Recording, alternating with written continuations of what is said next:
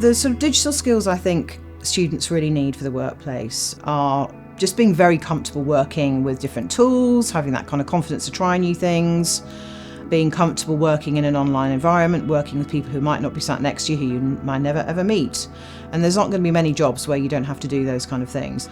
If we don't equip our students with these skills, then we're really doing them a disservice. So students feeling confident with their digital skills is a matter of social equity.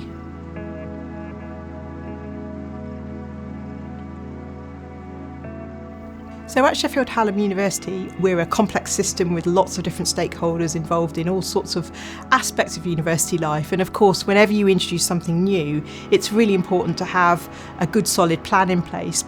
Digital learning at Sheffield Hallam has been a long journey, and I often talk about a failed attempt to really get digital learning off the ground. But looking back, it wasn't really a failed attempt. It was just that initiation of the work and the way in which we got started that really has helped to provide the foundation for what we're doing right now. It was very much pockets of really excellent innovative practice, but other subjects just not really knowing what to do. So it was a very mixed picture, I think.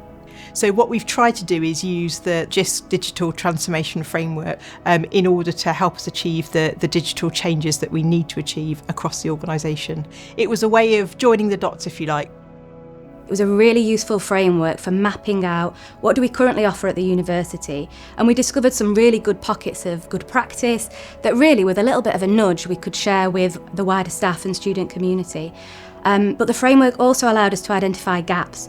We found a few areas where there needed to be more support for students, and digital learning was one of those.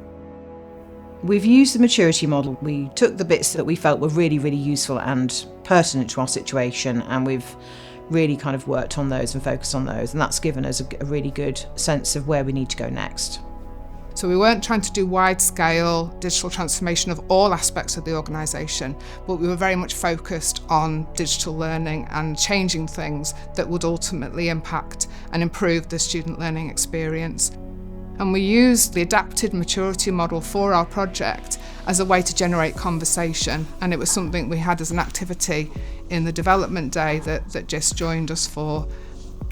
It was important for us to have a range of perspectives at the development day because the project is very much focused on learning, but the whole university is essentially about learning. So having that really wide buy-in from those key stakeholders was really important.